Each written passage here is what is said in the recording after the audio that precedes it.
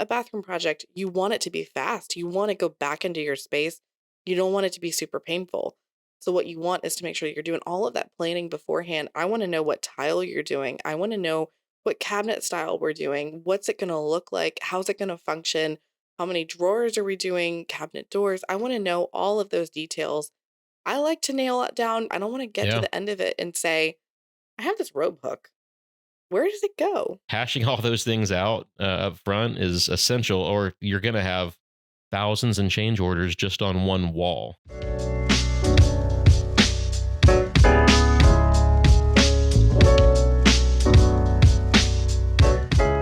Welcome back to another episode of Season 2 of the Your Project Shepherd podcast.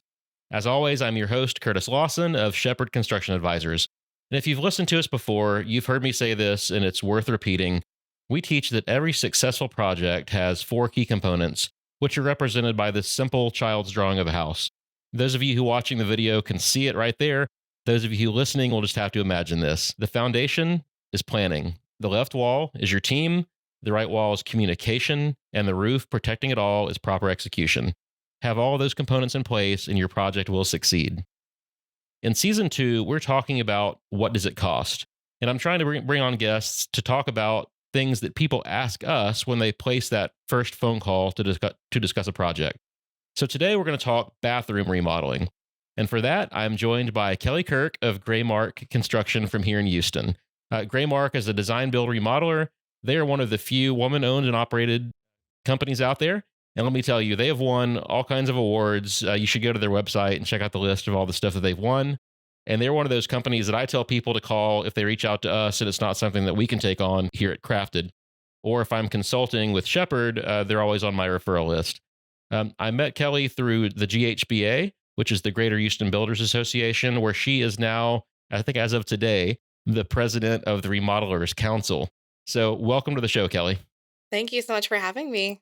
So tell us a little bit about Graymark, kind of your history, how long you've been in business, and all that kind of stuff. Sure. So Graymark was started by my mother in there's a little bit of contention about the exact start date. Sometime between like 92, 94. She started it. She used to do real estate, and this was kind of a natural extension. So she got started with it, and I joined the team in 2018 officially. But I worked for her all the time growing up. I used to sit for her permits, you know, sit for the inspectors. I would do all of that, clean the job sites. So it's always kind of been in my blood. Um, but I've always loved it. I just had to have a little experience beforehand to join back the team. What did you do before you rejoined Graymark? So I've got 2 past lives. One is a CPA, so I'm a certified public accountant. I did the audit track, so if you have a tax question, do not ask me. I'm not your girl. But audit, so financial statements kind of plays into this pretty well. And then the other thing that I did was wealth management for a couple of years. Awesome. Yeah. Let's talk about bathrooms. Yeah, let's do it. So I think the days of a $10,000 or $15,000 bathroom remodel are probably long gone. I think you're right. You know, for a long time, kind of that common strategy, though, has been, hey, let's go get 3 free estimates from contractors before you hire somebody. So talk to us about that. You know, I think especially with remodeling, this has kind of been the way people do it forever. But talk to us about that and what's a better way to do that. Absolutely. So that is kind of the thing that people do is everyone tells you get 3 estimates, get 3 estimates, get 3 estimates. And for something that's a single trade discipline, a roof estimate, absolutely, that still makes sense. Anything where you're involving multiple trades, though, it's so difficult. It's so difficult to come up with different different pricing on the spot, especially when somebody, you're walking in their space and they say, "What does it cost to do this? Here's my wish list." And you're like, "Okay, are you picking $5 square foot tile? I mean, I've installed $175 square foot tile. What are we doing? Are we doing moving around of walls? What's behind those walls? What's on the other side? What are we affecting there? What are we talking about for flooring? What are we talking about for moving plumbing? What's it going to take? Are we on the second floor? Which way are your joists running?" And there's so many different things that when you're put on the spot, it's like I have a hard time coming up with a number right then and there. What a better way to do is to really think about vetting those companies beforehand. I'm going to talk to 3 different companies. Great. I think that's a good strategy. Maybe not get 3 estimates because it's just so hard to compare apples to apples, and everyone's way of coming up with a number is going to be totally different. But maybe what you do is you vet those 3 companies and you meet with them and you say, "Okay, I'm going to pick from this list of 3 trusted companies and I'm going to meet with them. And whoever I work with the best, whoever I feel like listens to me, who really understands me, who gets me, that's the company I should go with." I mean, whatever you're doing, bathrooms are stressful. I mean, any construction is stressful, but bathrooms I find they're some of the most stressful because you think, okay, this is going to be fast. It's not going to be too painful, but no, they can be very painful because, And a lot of times it's like while you're living in the house that's being oh, done. yeah. Whereas like bigger projects, maybe you're moved out of the house and so you're removed from it. But bathrooms, sometimes we're working on a bathroom and your bed's 10 feet away. I ask people to move out of their bedroom, but still, I mean, it's one of those Sometimes where they it's can't. sometimes they can't, and then, you just gotta do a workaround. I mean, but it's dusty, it's noisy, you're living through it, you're seeing the people every day, and while, all of our tradespeople are nice, I know I myself don't like people coming through my house all of the time. I mean, it's just a natural part of being private people. That's most of us don't like people going through your house all the time, and so it can be very stressful. So it's finding that person that you really want to be in the trenches with. We like to joke that it's almost like a marriage where you really want to find that perfect partner for you. And I'm very honest with people where I say, if I'm not that person, if I'm not giving you the warm fuzzies, please don't talk to me. And I like to ask people, who else are you talking to? It's nice to know, but also I have a lot of peers in this city that I think do fantastic work, and the way that they work, personality wise, is just a little bit different from me. I joke that I'm construction with a side of therapy. You don't want to talk about feelings? Again, I'm not your girl. Like we like to get into it, talk about how you're feeling through the process, talk about that kind of thing, envisioning what your space is going to look like, and that's not for everybody. Yeah. So there's a lot of like, is this the right personality fit too? I mean, Yeah. honestly, for me, it's more about personality. Like you said, I mean, I can name 20 companies in Houston that I think highly of that I'd be happy to refer people to. Good work across the board, but who's the best personality fit for this project? Absolutely. I think that's really the key because I mean, we're all different people, so it's finding the person that you know that you can trust, because if you don't have trust, you should not be entering into a contract with somebody. So how do you guys engage with people if you get a call to remodel a bathroom or a kitchen or whatever? But what's your process? So the first step is always tell me a little bit about more about what you're doing. Are we in the right area for you?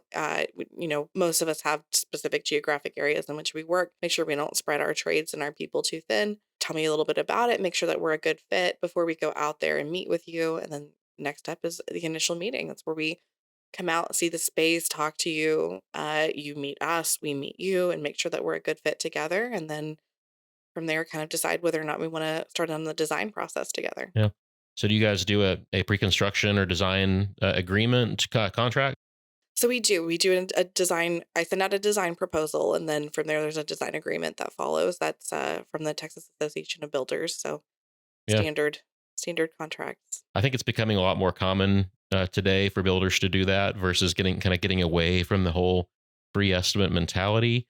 Um, but I think that people are still kind of wary of that, or homeowners are, because they've been conditioned to expect to get a free estimate. They don't want to like chunk down a few $1,000s without having a price. So what do you say to those people who are like kind of scared about doing that? Oh, it's very scary. I mean, you're trying to buy something. You're paying money for something that it's not tangible. You don't know what it's going to be. You don't know what it's going to cost. Are you going to get anything in return that you think is valuable? It's a very scary process. So if somebody's really if they're interested, but they're just having a lot of heartburn about starting the design phase, we'll happily take them to a completed project, set them up with referrals, anybody that they want to talk to, try to align them with a client that we think is doing a similar project or has just completed a similar project to them. That way they can see what somebody who's been through it before has to say about it. Because it's a a big leap of faith to just write a check to somebody that you don't know what you're going to get. I mean, what if I give you a proposal and you say my budget is 50,000 and I go, "Okay, great. Here's a $200,000 bathroom." I mean, that's terrifying. Right. Setting that budget expectation is kind of the first step. Is really the key.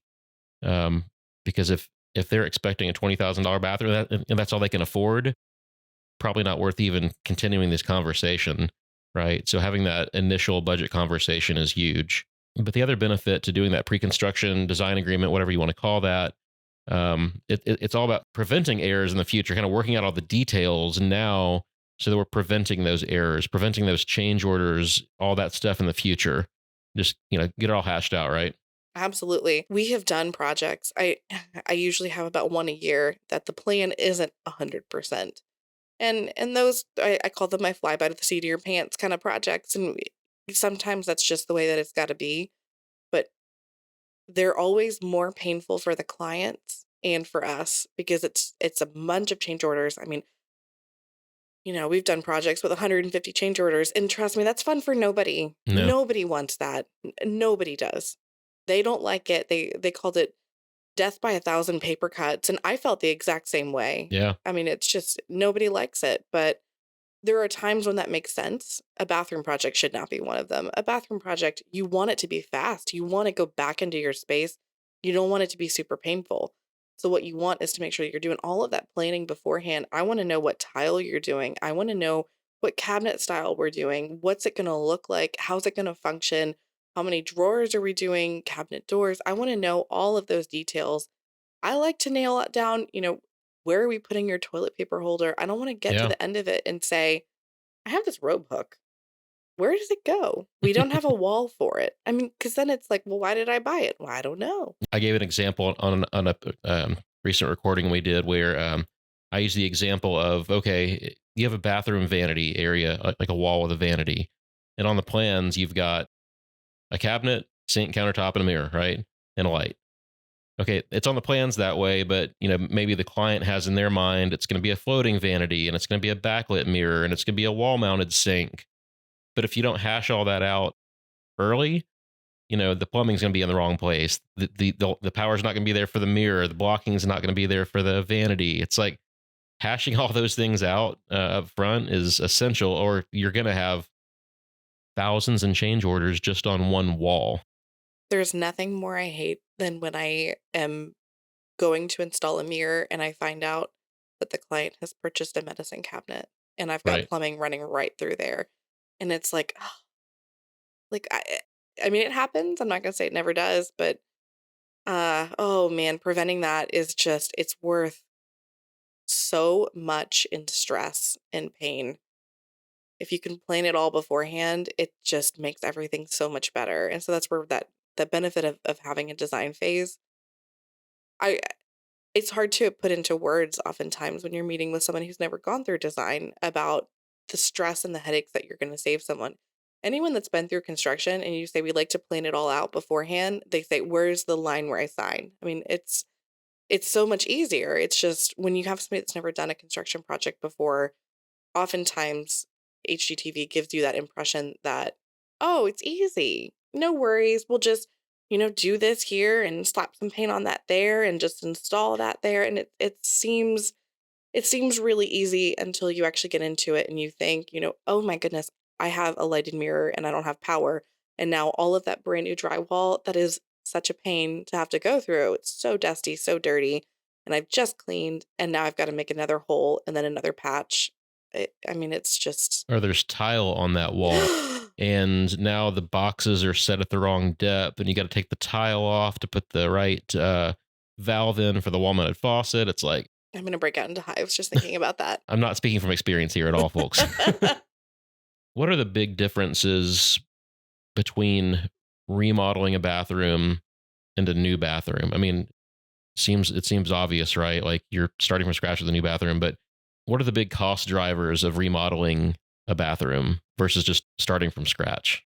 So anytime you're moving plumbing, I'm assuming you're talking about like just a refresh versus clean slate. Yeah. Yeah. So anytime you're moving plumbing, you really got to take into a lot of considerations of how that's going to function. I prefer to rethink about the organization of the bathroom and to think what is a way that we can make it function better.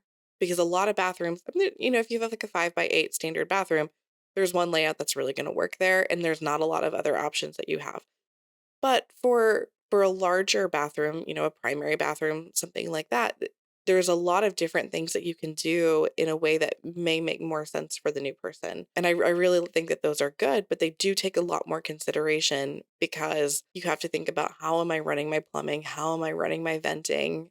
All of that kind of thing, and make sure that we're doing that planning before and thinking about everything all the way through. Because when you have a refresh, everything's in the existing location, it's already set up for that, and so it's a remove replace is it does take less planning, I will say, less prep work. I mean, there's definitely some things that you need to take into consideration, if you're trying to reuse a shower door and you're putting in a new tile, you wanna make sure that the depth of your tile is gonna line up for that shower, or else you're gonna be refabricating some glass. Yeah. But overall, I would say there is more planning that goes into. I hope that answers that question. Yeah. I mean, you're dealing with, like you said, moving plumbing. So breaking out concrete foundation if it's on a slab, Mhm. and just kind of that unknown of, am I going to uncover some hidden damage? If this is a 1950s or 1900s house, what kind of damage, insect, rot, whatever, am I going to uncover there? And then also kind of the domino effect of, now we have to bring things up to code. The city's going to say, once you open that one wall up, everything on that wall has got to be code now, even if that's in the adjacent room, right? So you got that domino effect. What are some other kind of domino effect items that people don't think about when they're thinking about a project? So a lot of times I think that people start small and say, I'm going to change out the small finish. I'm going to change out. My bathroom is very brown and I want to make it a little bit cooler Just give me some new tones. tile. Yeah, just so like I just want to change the shower surround. And it's like, okay, but now we're talking about your shower surround. Is it going to match with your flooring tile? Is it going to match with your paint color? Is it going to match with your wall color? Is it going to match with the finish on your shower trim and your faucet and everything? So I mean it's that kind of small domino effect design wise that really adds up. But then also, I mean, there is exactly what you're saying about, especially in these older houses, you fix a little bit here, you may create another problem down the line of, wiring or old plumbing or something like that. I mean, you can start to run into some larger things that come up. Yeah, and if you're just replacing tile, it seems simple, but it's like, well, if you're doing that, it doesn't make any sense to leave that old plumbing valve in the wall. It's like, why would you redo your just the tile in your tub and leave this old 20-year-old faucet and shower head? And if you're replacing your trim, does it fit with that old valve in the wall? Probably not. Is it, the two-handled ones that are, I don't even think they're to code anymore. You No, can't even get them. no. So, I mean, that's a lot of the houses that we work in are older and they do have the two handles, and then we have to have those conversations where we cannot replace that. You will have to get a new shower trim and valve and all new And tile. that might mean repiping that area because it's old galvanized piping and you can't even use it anymore. Or it would be dumb to do this and leave 60-year-old piping in the walls. Exactly. Also, you run into, again, that wall's opened up and that now there's that plumbing. It's pretty common to have two bathrooms back to back, especially in like a 1950s ranch. You'll have like the primary and the hall bath kind of back to back. It's like, okay, well, we're doing this in the primary, but all that plumbing's right there for the guest bath too. We should probably go ahead and do that too, right? Yeah, a lot of times we'll run into that where we'll do like a repipe of a house and they want to repipe to, that's a fun one. You're talking about domino effect. I want to repipe my house, but I don't want to touch the bathrooms and the kitchen. I don't know how you do that without touching your bathrooms and your kitchen. Or you're gonna have some sort of, especially the bathrooms. Or I want to repipe through, but I want to leave some in the bathroom, and so you just kind of repipe as close as you can to where you're gonna hit tile, and it's just, oh, it's a game, but it can really be a domino effect. What are some things that you think that people should consider doing? So, if they just want to remodel the bathroom, what are some things that people should consider doing? Whether that's like design, the components, or products, or kind of planning for the future, planning for aging. What are some things that people should think about doing? So one of the questions that I always ask is, if I see that somebody's a little bit older, how long are you planning on living here? Are you, if you're at, the maybe like 60s and up, the first thing that we should be thinking about is herbalist. Are you planning on being here long term? What does that look like for you? Do we need to be considering, maybe not at this stage, but considering the larger things that are going to be really hard to do down the line? Blocking in the walls for any grab Grab bars, bars, yeah, things like that. The curbless shower. Do we have enough clearance for a wheelchair? Can you get a wheelchair through the door into the bathroom? yeah, I mean, it's these little things that, maybe we're not thinking about wheelchair right this second, but it is a concern that we do need to talk about for the future. yeah. And it's just nice to know that we're having these conversations in the beginning, because widening a door frame after the fact, again, back to domino effect, that's another thing. And so it's, I would rather plan for it now during this renovation, and then you have to make a few small modifications later down the line. And it's not just the current homeowner. It's like maybe their family. It's like, do they also maybe have a, or do they have an older parent, and there's some kind of chance that that parent may have to live with them? And if that happens, which bathroom are they going to use? Do they have access into that? Yeah. So the door frame thing, it seems like it might be simple to widen the door frame. You're going from a 24-inch door to a 36-inch door. It's just a foot, right? Well, you've got maybe light switches. You've got the flooring on both sides of it. There's a lot of factors there that can make a just replacing a door a not so easy task. And I mean, even something as simple, this is a one thing that tends to blow the minds of people when you're talking about just drywall repairs on the other side of the wall. I can't just touch up that one section of paint. No, we're talking about painting that entire wall. And now, if we paint that entire wall, what is that going to look like with the other wall next to it? And so if your paint's older, if you haven't painted your house in 15, 20 years, which a lot of my clients haven't, we should probably just paint the whole room. And so, I mean, it's not so simple as just like, oh, I'm going to just open this door frame and just fix the flooring right there and it'll be fine. No, okay, we're working on the other side too. So now we got to talk about, painting that entire room. So especially if they're living in that room, it's like, okay, no, I'm going to need you to be out of your bedroom for days. Yeah. I mean, the answer is yes, you can just touch up that one little spot, but are Ugh. you gonna are you gonna like what it looks like? You know? I I have to have somebody really convince me to let me do that, because I just Well, your name is gonna be on it, absolutely, I don't want somebody to walk in and somebody's like, "Oh, who did your bathroom?" I mean, no. No, right? please don't tell them. I'm just saying technically you could do it You that way. you can. And That some is, and some companies might do it that way. I'm sure somebody out there would. But I don't think that's the right thing to do. Right. We've talked about a lot of different things here, but this episode is really supposed to be about cost. Sure. Um, if someone calls you and just asks, "Hey, what's a cost range to remodel a master bath or a guest bath or a powder bath?" I mean, is there even a starting point that you can give them? Or, I mean, I know the question is like, what do you want to spend on this, or what can you spend on this? But is there a starting point that you can give people? Yes, to an extent. Powder baths, if somebody said, "I wanna do a powder bath," I have no point in which I can start, because I have never priced out a powder bathroom by itself. I just don't do that. I always tack them on to another project, and that's always the best way to do it because it's so Such a much more small cost space, effective. And so that's the conversation that I have to have with people is, if you wanna talk about, a hall bathroom, your kid's bathroom, I mean, the last time I priced them out, I mean, we're talking 40, 50,000 for a hall bathroom, and it sounds like that's crazy. Yes, but there's so much that goes into it that the price per square foot on a bathroom just gets really wild. Now, what's crazy to me is that if you tack that hall bathroom onto another project, the cost savings can bring that down.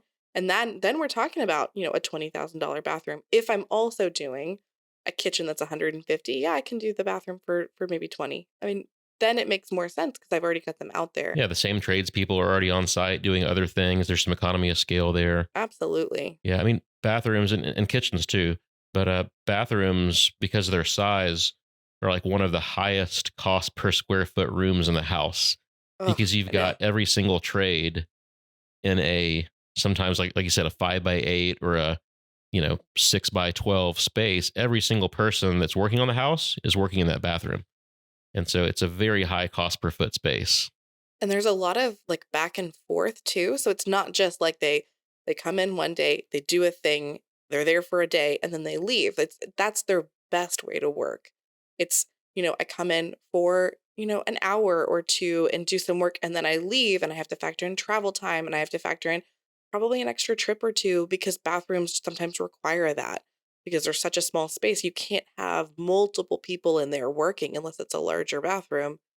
And so they're factoring in that too. So what should theoretically cost them a lot less when you think about it ends up costing them a lot more, and they don't want to eat that, so they make sure to pass it along Yeah, so kindly, and it just really drives up the price pretty quick. and some of that's just driven by the city or the inspections too. It's Hmm. not like you know Yeah, we in the trades don't want to do it that way, but it's like with the city inspections, it's like take one small step, wait, one small step, wait, right? and those inspectors, they don't give you a set time; they give you a range, and sometimes it's just we'll get back to you. Yeah, so you're going to lose a day, right?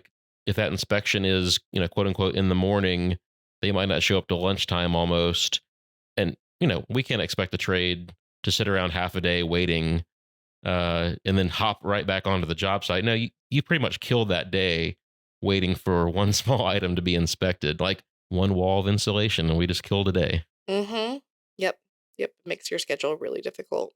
Yeah. I guess back to my question, it is, if Smarty just called you and said, hall bath, is there a starting point? Or if there's not, that's okay too. But is there a starting point where you would say, and you don't have to give me a number necessarily, but is there a starting point that you would normally give people when they call? For a hall bath, I usually just say, I'm gonna be honest with you, it doesn't really make sense for you to hire me for a hall bathroom because they are so expensive for what people wanna pay. I mean, unless we have that conversation and say, normally it's gonna be 40 or more. Then if they say, "Okay, that's fine." Okay, great, I'd love to meet with you. But most people don't really wanna spend that, and that makes sense. I totally understand. Um, but for me, the way that I work, I have all specialty trades. I don't have somebody that does, insulation, electrical, carpentry, Yep. and tile. Like those are four separate Yep. people for me. And so I have to pay four separate companies for that. And so, you know, that's where it starts to get really it starts to really add up. And then you're paying me to manage it on top of that. And so yeah, I mean, really, we're starting at probably 40 for a hall bathroom by itself, and then primary bathrooms. They can really range in size, and so it can Yeah. be 50 to 200. Yeah, exactly. I think the better conversation, like you said, is if you want to do that hall bath, what else can we combine? What other projects are you thinking about? Have you been dreaming, of doing in the house, even if it's just painting the whole house, or what else can we combine with this to gain some economy of scale? Right? Hmm. Absolutely, I find tacking it on with a kitchen tends to be the best way Yeah, for all the me same to get. trades. Yeah, it's all the same trades, and they're there for longer, and it helps get that price way down. So on your contracts, do you do a fixed cost, or do you do a cost plus, or how do y'all operate? No, we're fixed price. I don't like a lot of surprises. So like we talked about planning, I know that my clients also don't want surprises. So I don't like to operate under a cost plus. I do in extremely rare situations do a time and materials for a past client who has worked with us and knows us. But I like to do fixed price because I find that our clients like it better when I say this will cost this much. And because we've been doing this for a while, our trades have been doing this for a while, we know kind of what to expect. And we tend to work in the same era of houses. So I know if I'm working in a pier and beam 20s house, okay, things I need to be concerned about, especially are, you know, the unforeseens. The rotted subfloors tend to be a big one. Um, so that's just something that knob and tube wiring. I mean, that's almost a given. I just assume. Yeah. If it's been remodeled in the past, maybe not, but yeah. I just assume we've got out of date in older houses, unless they say we have updated wiring. And a lot of times I'm moving wiring around, so I'm running new wires anyway. But no, just kind of assuming there's knob and tube in an older home that there's going to be, older, you know, galvanized pipes a lot of times, the cast iron drains, things like that. They're just expected. Well, hopefully we answered a little bit of that. What does it cost? Although I think we kind of skirted it a little bit, which is okay. It's so hard to say. And actually, we've done this. What does it cost for several things? New custom homes, whole house renovations. Really, the gist of it is it's whatever you want it to be. It's what you want to spend on the project, and then let your team tailor that project to what it is that you can or want to spend, right? Yeah, for sure. And that's really where design is a big thing, because a lot of times people don't know. They have an idea of what they want to spend based on what a friend told them. And spoiler alert, your friends lie because they don't want to tell you how much they actually spent on it. Right. Uh, or they come up with it from HGTV, which again is all lies because they get donated labor and donated Yeah. materials. What did Chip and Joe Or do that house for? absolutely, I would love whoever they're using for their jobs to come in and help me with mine, because Yeah. I apparently, want their subs. right? I don't know. I mean, it doesn't even cover the cost of materials what they're saying. So I don't know. Chip and Joe, if you're watching us, we're not trying to insult you. No, I'm sorry. I don't mean anything, but no, I mean, it's just the nature of, show business, that they're not going to necessarily give you the real story because it's not sexy. Um and that's just the unfortunate matter. But so one thing that we really like to do is give you, people say they always want to come in with the lowest number. They always want to say, I want to spend the least amount possible. Makes sense. Yeah, all of us do. Absolutely. I always want a good deal too. But sometimes it's more about, okay, here's your good deal. Now let me show you an option that is a little bit outside of your comfort zone. So you tell me, I want to spend 40 on my bathroom. Okay, here, this is a $40,000 option. What if you spent 55? This is what your house could look like. And then we like to do one where it's like, I realize that you want to spend 40, but if you spent 80, look at what you can do here. Yeah. And a lot of times, I mean, I've had many clients be like, "Oh, I didn't even know that was possible." Absolutely, that's what I want to do, Yeah. because they don't know how to come up with a budget number, and when they see what they can get for a certain number, they're like, "Oh my goodness, this is you mean I could be living in a spa for $80,000? Absolutely, I'm never leaving my bathroom ever again." But really what it comes down to is just knowing what that money is going to get you, and for just a little bit more, this is what you could have, and just having that information available to Yeah. you to help you make your decision. Because the last thing that I want is for you to come in and say, I want to spend 40, knowing in the back of your mind you're going to try to upcharge me. So I'm going to tell you 40 so that way you come in at 60 or wherever it is, and you hold back. Whereas what if I told you it was going to be, give you a little bit more for that and show you what we can really do with the number that you're actually comfortable spending. Yeah. So it's like good, better, best Absolutely. options. And if you're really at 40, if you need good, great. It's gonna be good, right? Mhm. But at least we're presenting you these options of, let's dream about what this could be. Mhm. And really, the layout is a huge thing. I mean, it's just a lot of people have a hard time envisioning what you can really do with your space. Or because you've lived in it so long, you just think this is the way that we can fix it. But as somebody that's never lived there, I'm going to come up with many different options of different ways that we can improve your life. How do you guys help people visualize that? Do you guys do 3D renderings at all, or what do y'all do? So we do. We have the floor plan because it's helpful to see. And then we also do the 3D rendering. And that way we use Chief Architect. You can walk through the space. You can see what it looks like. You get your renderings. I love the feature where you can walk through the door. That's my favorite one. So especially in a bathroom, I want to know when I walk through that door, what am I going to see? What is that?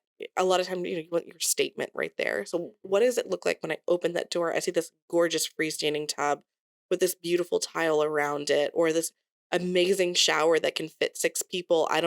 No one wants 6 people in their bathroom, but I want to not touch the walls at all. I mean, whatever this client is really excited about, whatever's driving this project, Yeah. I want to show them. And it might be, hey, all the kids are piled in there. Who knows? I mean, yeah, I mean, I like the idea of kind of creating this picture in your mind of what could the space look like, not just the space, but what does my family look like in the space? Mm-hmm. Like envision us using it and how do we enjoy it, Mm-hmm. Envision taking a 45-minute bath in that giant soaking tub. Exactly. And I mean, there's some really cool new software. I haven't tried it out yet, but I'm very interested in it. That's you're able to. There's a couple places in the city now where you can actually lay your floor plans down. Authenticus, yeah. I'm so excited about this. That This Yeah. is a thing. I mean, it just seems We're going there next week, amazing. actually. I'm excited for that. Oh man, it's on my to-do list. It seems really, really cool. I mean, just the technology that we have to be able to just lay it down, and you want to talk about really walking through a floor plan. I mean, Yeah. I think that's they it. like project the floor plan on the whole floor of the warehouse.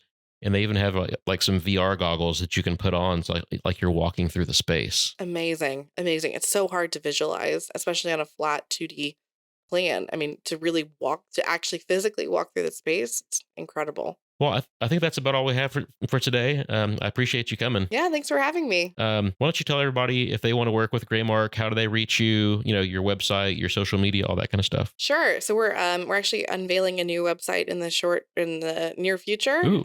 Which is really exciting. Which by the time this comes out, maybe it's live. Oh, yes, it will be. Couple months out, maybe. Okay, so it'll be graymark.com. We're rebranding away from construction and into design build, which is really exciting for us. So our phone number we've had since the 90s, 713-722-7226.